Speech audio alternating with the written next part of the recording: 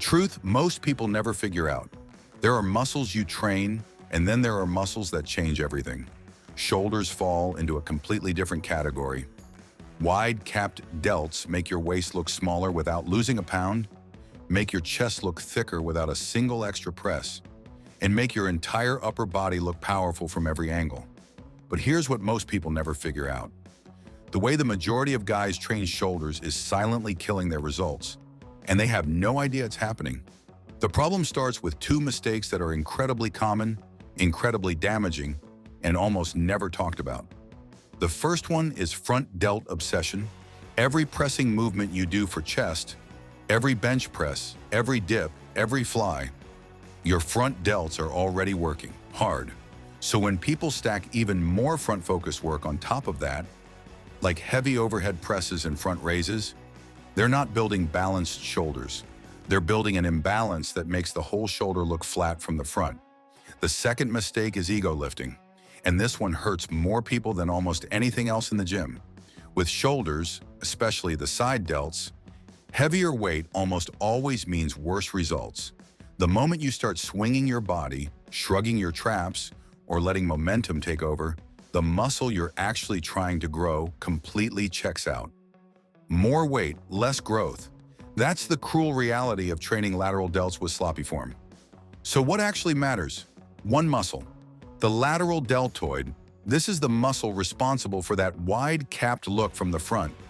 It's what separates a V shape from a rectangle. It's what makes shoulders look like shoulders. And yet it's the most neglected part of the entire shoulder, mostly because it doesn't respond to force.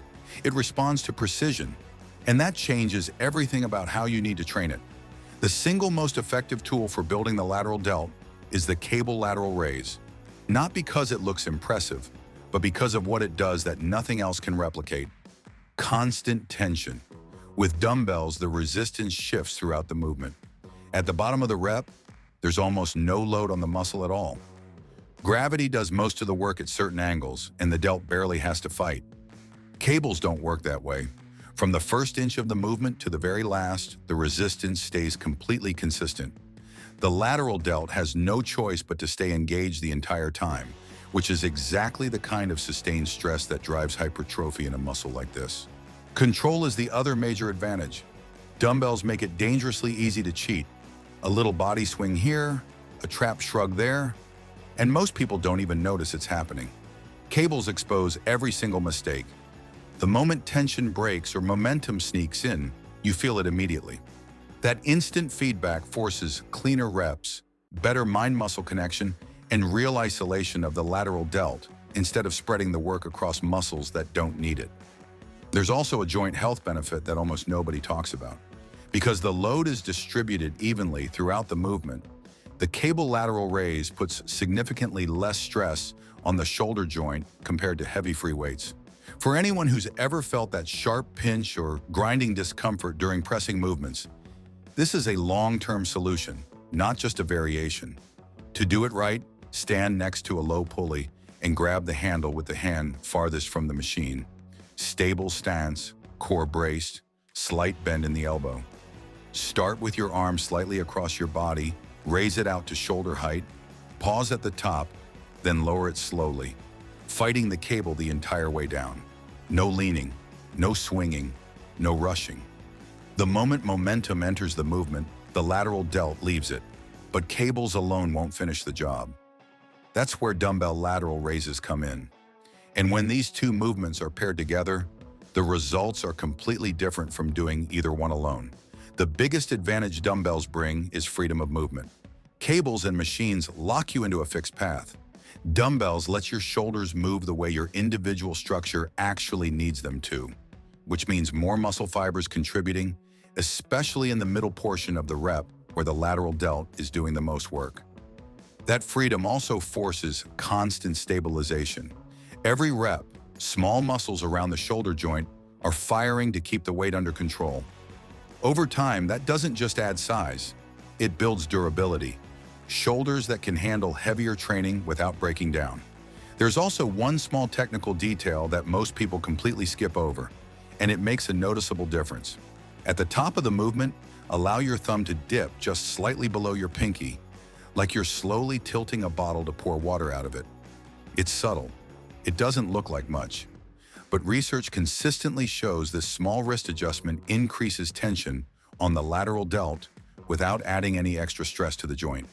Execute it properly. Feet shoulder width apart, slight knee bend. Lean forward just a few degrees to align the delts with the resistance, and drive your elbows up and outward, not your hands. Stop at shoulder height, apply the wrist tilt, then lower the weight slowly and with full control. The descent matters just as much as the lift. When cables and dumbbells are combined, cables for constant tension, dumbbells for natural movement, the lateral delt receives a growth signal that very few training approaches can actually match. Now here's where most people stop, and that's exactly why so many shoulders look incomplete. Width is only part of the equation. The face pull handles everything else. While lateral raises are building the visual width of the shoulder, the rear delts and external rotators are sitting completely underdeveloped in the background. And when those muscles are weak, the front of the shoulder takes over, pulling everything forward, rounding the posture, and eventually leading to impingement, irritation, and the kind of chronic discomfort that forces people out of training for weeks at a time. Face pulls fix that imbalance before it becomes a problem. They develop the posterior deltoid, activate the mid and lower traps, improve scapular control, and add real thickness and depth to the back of the shoulder that lateral raises simply can't touch. Set a cable pulley to face height, attach a rope, step back until there's tension, and pull the rope toward your face while separating your hands. Elbows flare outward and slightly upward. At the end of the movement, your hands should be near your ears and your shoulder blades fully retracted. Pause, then return under control. Don't rush it, don't overload it, and don't pull toward your chin. That shifts the tension away from exactly where it needs to go. When face pulls are paired with focused lateral work, you're not just building wide shoulders, you're building complete, three-dimensional, structurally sound shoulders that can keep growing without breaking down. Here's the part most people ignore until it's too late. Training is only half the equation. If your nutrition isn't lined up, none of the precision work you're putting in on those lateral raises actually turns into muscle. One of the most common reasons shoulder growth stalls has nothing to do with exercise selection. It's that people eat clean but don't eat enough. Muscle doesn't grow in perfect form alone. It grows when your body has extra energy available to repair and rebuild.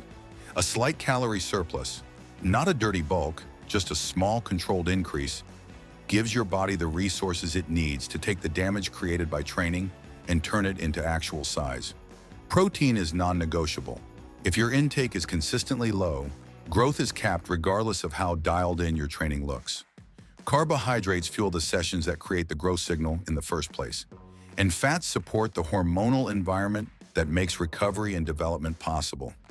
If your body weight isn't slowly creeping up over time, that's not a training problem. That's almost always a nutrition problem. Build muscle first, refine it later. Because when training and recovery are both handled correctly, shoulders don't just grow slowly, they respond fast. Shoulder growth doesn't come from doing more. It comes from doing the right things, executed precisely week after week. Lateral delts built with constant tension and controlled movement. Rear delts developed with face pulls before the imbalance becomes an injury. Nutrition dialed in enough to actually support the work being put in. That combination is what separates physiques that look powerful from every angle from ones that stay flat, no matter how many hours are spent in the gym.